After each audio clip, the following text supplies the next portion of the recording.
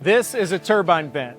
My name is Travis Wendt. I'm the owner and president of Metallic Products here in Houston, and this is more affectionately called a whirlybird, but we call it a turbine vent here.